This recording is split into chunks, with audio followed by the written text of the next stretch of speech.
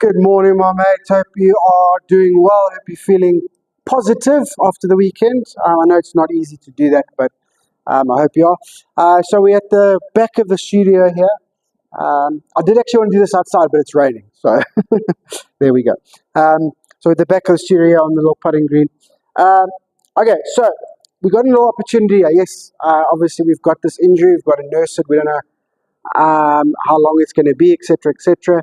But I think take it easy, and I think we've got an opportunity here to work on our putting. Our putting has been better the last few months, okay, but I feel like your system that you use in terms of pacing out the putts, etc., and then trying to sort of figure out this stroke length, I think we can take this to the next level, both in terms of consistency, applying it to the degree of slope in terms of the speed, and then also the read.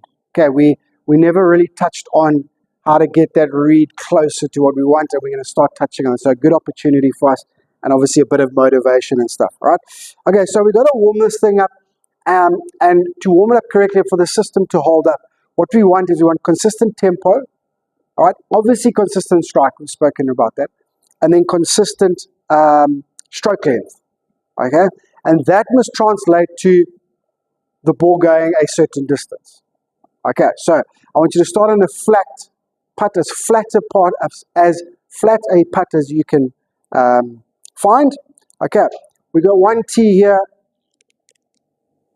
to mark where the ball is going to be. You can put two there to sort of mark your center striking if you want to, but that's where the ball is going to be every time. That's our start position. All right, and for the first round, okay, we're going to work on two putter lengths. Okay, so two putter heads. So that's, we'll go from the tee. 1, 2, that's two putter lengths.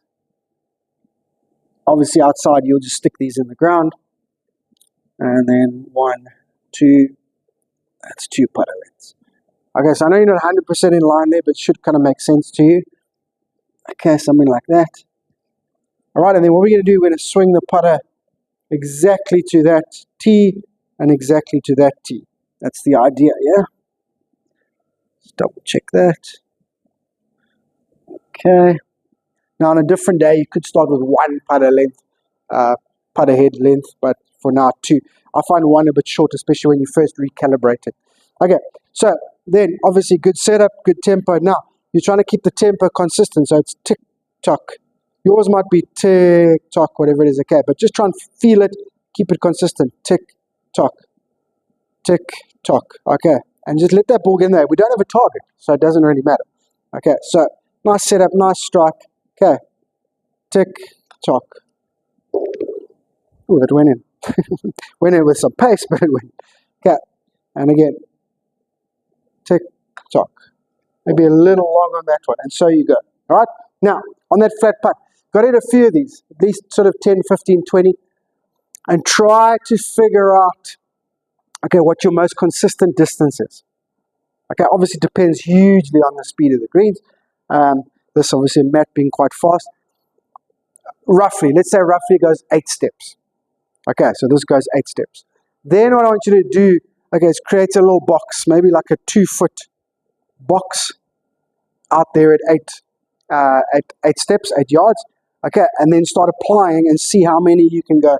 Tick-tock, perfect strike, perfect tempo, perfect stroke length, and getting it to stop in your little channel that is approximately 8 yards or 8 steps away.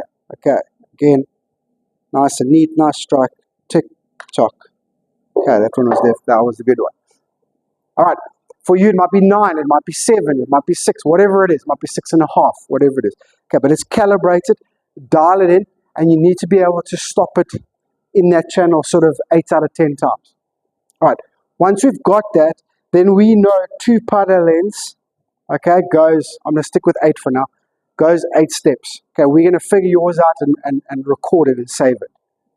All right, so that means out on the golf course, okay, if I've got a 10-yard putt, approximately 30 foot, okay, a little bit downhill, not massively downhill, a little bit downhill, okay, then it's going to be close to this 8 steps.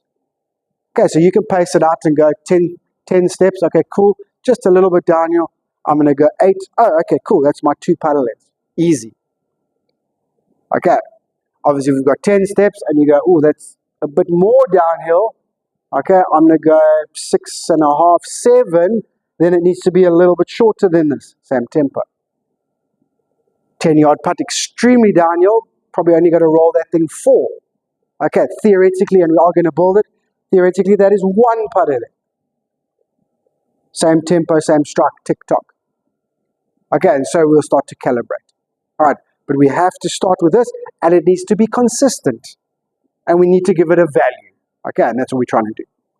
Okay, so start off with that. Do lots of those. Okay, then into drill 2. Now we're just adding. Okay, so I like to use all different colored tees. Okay, so here I've used these white. That's my starting point always. And here I've used the white heads. That's my 2 putter lengths. Okay, now I've got these other colors. I don't know where the camera is exactly.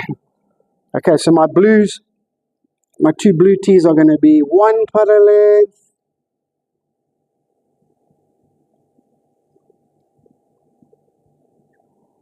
Okay, and then my yellows are going to be 3.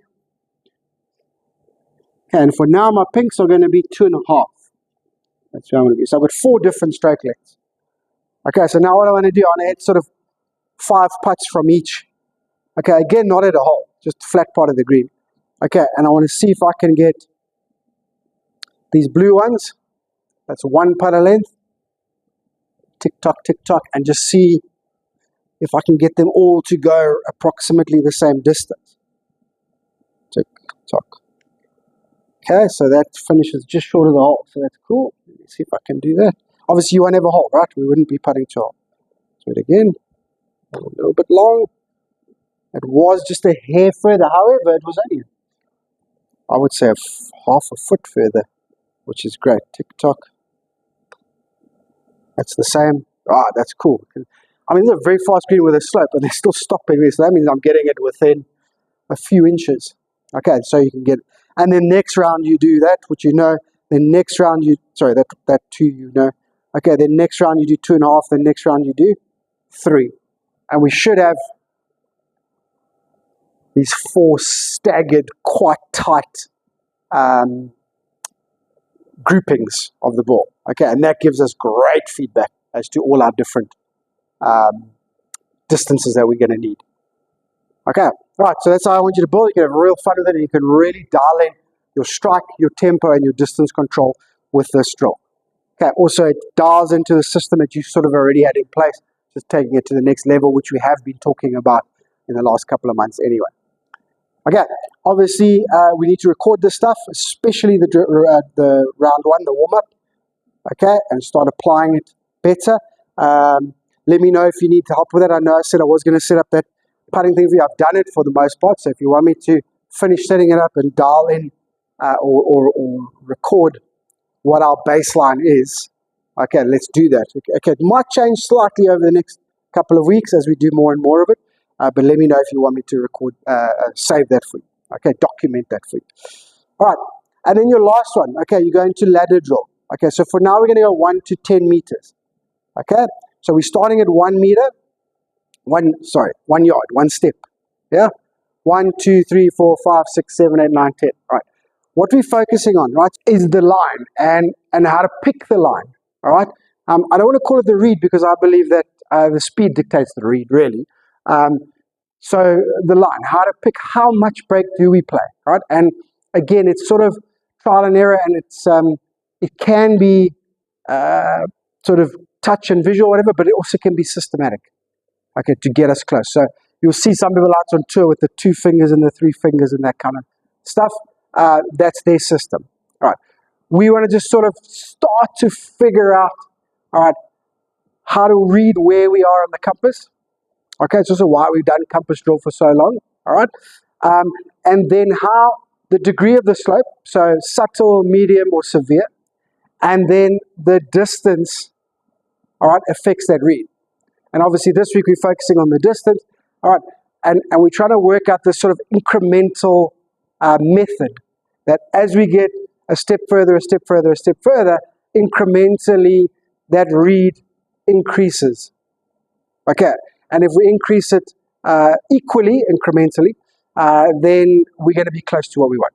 Okay, so we're at southwest, so we're uphill and left to right. Okay, so we're talking a sort of pretty subtle degree of slope here, right? So at 1 yard, we're at inside left, okay? At 2 yards, we're at left edge.